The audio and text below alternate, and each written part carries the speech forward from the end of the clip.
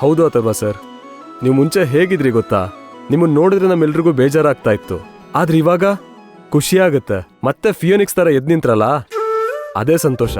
ಹೌದು, ಮೊದಲು ನಾನು ಹೇಗಿದ್ದೆ ನನಗೆ ಯಾವುದು ಕ್ಲಿಯರ್ ಆಗಿ ನೆನಪಿಲ್ಲ. ಭಾವ, ಆಕ್ಸಿಡೆಂಟ್ ಆಗಿರೋ ವಿಷಯ ಕೇಳಿ ನೀವು ತುಂಬಾನೇ ಶಾಕ್ ಆಗಿದ್ರಂತೆ. ಯಾರ್ ಮಾತು ಕೇಳ್ದೆ ಏನ್ ಮಾಡ್ತಿದ್ರಿ ಅಂತಾನೂ ಗೊತ್ತಾಗ್ತಿರ್ಲಿಲ್ವಂತೆ. 3 ಹೊತ್ತು ಭವಾನಿ ಭವಾನಿ ಅಂತಾನೆ ಕನ್ವರ್ಸ್ತಿದ್ರಂತೆ. ಹೌದು ಸರ್, ನೀವು ಮನೆಯಲ್ಲೇ ಇರ್ತಾ ಇದ್ರಿ. ನಾವು ನಿಮ್ಮ ನೋಡಿ ಎಷ್ಟೋ ದಿನಗಳಾಗಿತ್ತು. ಇದ್ರ ಮಧ್ಯದಲ್ಲಿ ಕುಡಿಯೋದ್ನು ಕಲ್ತಿದ್ರಂತೆ. ಅದಕ್ಕೆ ನಿಮ್ಗೆ ಮನೇಲೆ ಟ್ರೀಟ್ಮೆಂಟ್ ಕೊಡಿಸ್ತಾ ಇದ್ರು. ನಿಮ್ ಮಾನಸಿಕ ಸ್ಥಿತಿ ಸರಿ ಇಲ್ದೆ ನೀವ್ ಮಾಡ್ತಿದ್ದ ರಗಳೆಗಳು ಒಂದಲ್ಲ ಎರಡಲ್ಲ, ಅಷ್ಟು ಟಾರ್ಚರ್ ಕೊಟ್ಟಿದ್ದೀರಾ ಮನೆಯವ್ರಿಗೆ. ಹೌದಾ?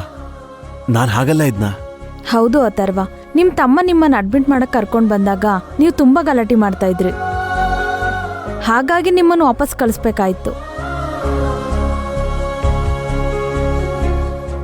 ಹೌದು ಸರ್, ಆ ಟೈಮಲ್ಲಿ ಭವಾನಿಗೋಸ್ಕರ ಪ್ರತಿ ಕ್ಷಣ ಕೊರಗ್ತಾ ಇದ್ದ ಅಥರ್ವ ಸರ್ಗೂ ಇವಾಗ ಖುಷಿಯಿಂದ ಭವಾನಿಯವ್ರನ್ನ ಕೇರ್ ಮಾಡ್ತಾರೋ ಅಥರ್ವ ಸರ್ಗೂ ತುಂಬಾ ವ್ಯತ್ಯಾಸ ಇದೆ. ಅದ್ ಹಾಗೆ ಅಲ್ವಾ ರಾಕೇಶ? ಮನಸ್ ಬಯಸೋರು, ಮನ್ಸಿಗೆ ಹತ್ರ ಆದವರು ಪಕ್ಕದಲ್ಲೇ ಇದ್ರೆ ನಾವ್ ಪ್ರಪಂಚನೇ ಗೆಲ್ಬಹುದು.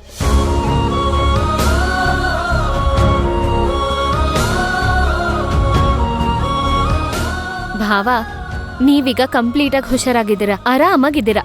ಇನ್ನು ಅಕ್ಕನೂ ಕಂಪ್ಲೀಟ್ ಆಗಿ ಹುಷಾರಾದ್ರೆ ಸಾಕು.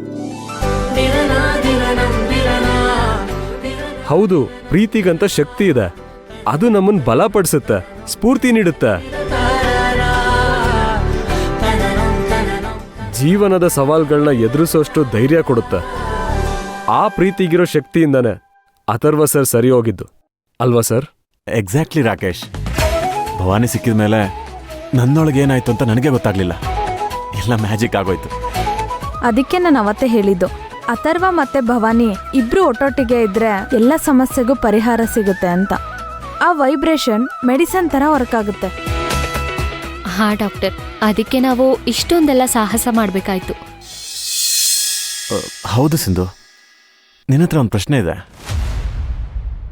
ಸರ್, ನಿಮ್ ಪ್ರಶ್ನೆ ಸಿಂಧು ಬಗ್ಗೆ ತಾನೆ? ಹೌದು ರಾಕೇಶ್, ನಾನು ಅವಾಗ ನೋಡಿ ಸಿಂಧು ನೀನೇ ಆಗಿದ್ರು ನೀನೇನ ಅನ್ನೋ ಡೌಟ್ ಬರ್ತಿದೆ ನನಗೆ. ಬೇರೆ ಬೇರೆ ಆಗಿದ್ರು ನಿನ್ನ ಮಾತು, ಸ್ಮೈಲ್ನ ನೋಡ್ತಿದ್ರೆ ನೀನ್ ಸಿಂಧುನೇನ ಅನಿಸ್ತಿದೆ. ತುಂಬಾ ಬದಲಾಗಿದ್ಯಾ, ಯಾಕೆ ಬದಲಾವಣೆ?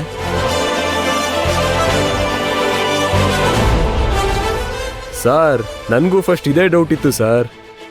ನಾನು ಅವಳ ಹಿಂದೆ ಸಿಂಧು ಸಿಂಧು ಅಂತ ಹುಚ್ಚನ್ ತರ ಬಿದ್ದಿದ್ದೆ. ಹೌದಾ?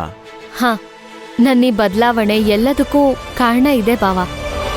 ಆದ್ರೆ ಸದ್ಯದ ಪರಿಸ್ಥಿತಿಲಿ ಒತ್ತಡ ಹಾಗೆ ಕೆಲವೊಂದಷ್ಟು ಸೀಕ್ರೆಟ್ ರೀಸನ್ ಇರೋದ್ರಿಂದ ಹೇಳೋದಿಕ್ಕಾಗಲ್ಲ. ಬಟ್ ಒಂದಲ್ಲ ಒಂದಿನ ನಿಮ್ ಎಲ್ಲಾ ಪ್ರಶ್ನೆಗಳಿಗೂ ಉತ್ತರ ಕೊಟ್ಟೆ ಕೊಡ್ತೀನಿ. ಹೌದಾ? ಅಂತ ಕಾರಣ ಏನಿದೆ? ಹೇಳ್ತೀನಿ ಬಾವ, ಹೇಳೇ ಹೇಳ್ತೀನಿ.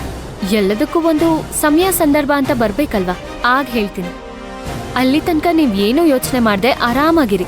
ಅಕ್ಕನ್ನ ಬೇಗ ಗುಣಪಡಿಸೋದ್ರ ಬಗ್ಗೆ ಯೋಚನೆ ಮಾಡಿ. ಖಂಡಿತ ಸಿಂಧು, ನೀನ್ ಏನೇ ಮಾಡಿದ್ರು ಸರಿಯಾಗೇ ಮಾಡಿರ್ತೀಯ ಅನ್ನೋ ನಂಬಿಕೆ ನನಗಿದೆ. ಹಾಗಾಗಿ ನೀನೇ ಹೇಳೋ ತನಕ ನಾನು ಕಾಯ್ತೀನಿ. ಥ್ಯಾಂಕ್ಸ್ ಬಾವ.